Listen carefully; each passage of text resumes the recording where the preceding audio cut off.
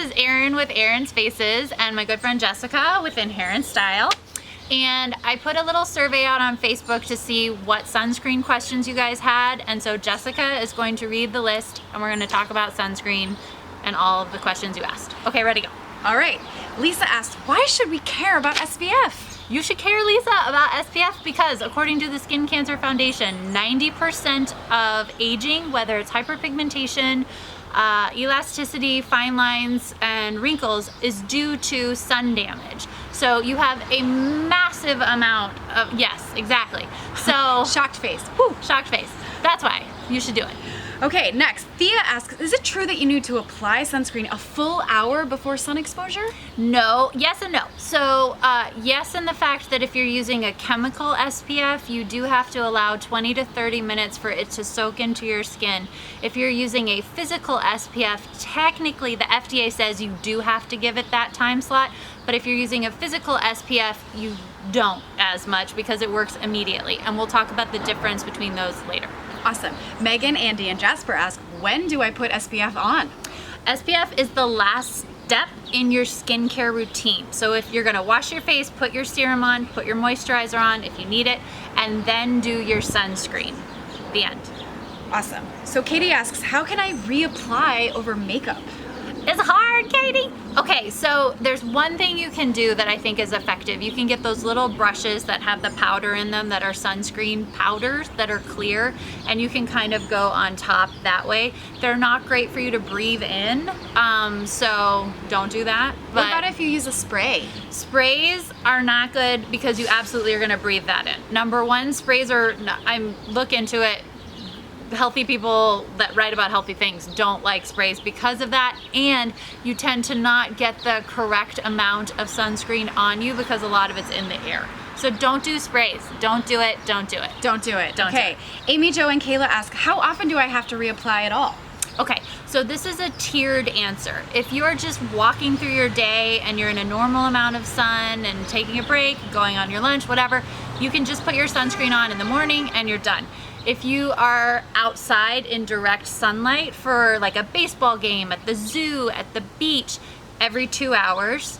And if you're going swimming, getting wet, or getting sweaty, like playing volleyball on a beach, then it's every 40 to 80 minutes, depending on your body's kind of chemistry. So 3 different options for that, depending on your sun and your activity. Okay, so Amy asks, what ingredients should we look for or avoid? So this is where we get into chemical and physical SPFs. So chemical are all the ones I don't want you to use, and physical are the 2 that I do want you to use. So zinc oxide, and or titanium dioxide. Those are the 2 things that I would like for you to use. The rest I would not like for you to use because they are linked to endocrine disruptors. They are endocrine disruptors, and they're linked to reproductive issues, and they're also bad for the environment. They like kill the coral reefs and all this stuff, but they're not good for you. So that's the main reason. Okay, so remember zinc and titanium dioxide. Yes. Okay, great. Anna asks, what's the story on nanoparticles, especially with babies? Are they bad? And I don't even know what nanoparticles are. So nanoparticles are super duper tiny little particles. I'm sorry, there's an airplane going overhead. Nanoparticles, the smaller the particle, the higher the ability to get into your bloodstream. And so there's a massive, yes.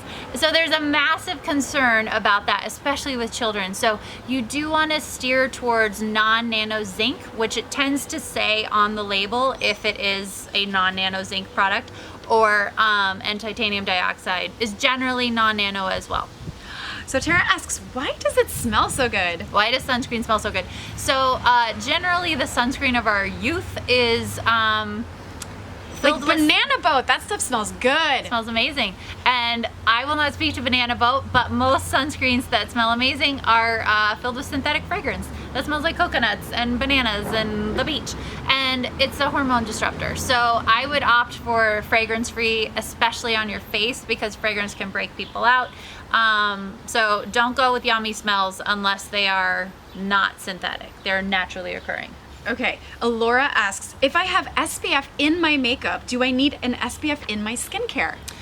Yes, and here's why. The FDA wants you to put on between 1/4 and 1/2 of a teaspoon of your SPF in order to get the full benefit.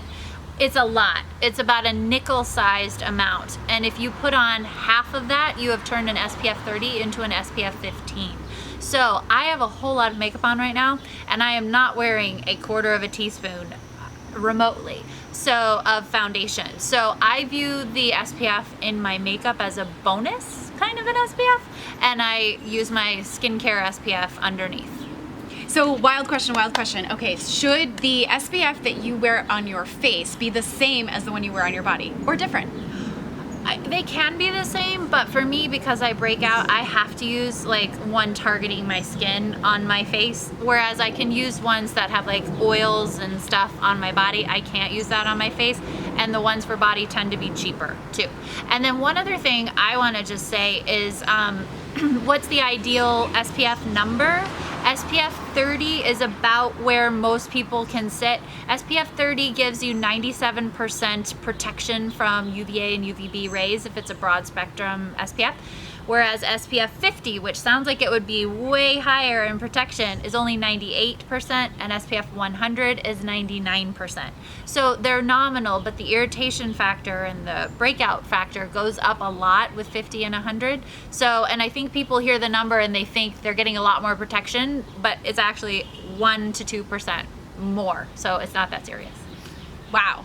There you go. Wear sunscreen. Wear sunscreen. Every day. Every Even day. if it's raining. Like it is right now. Almost. Okay, bye.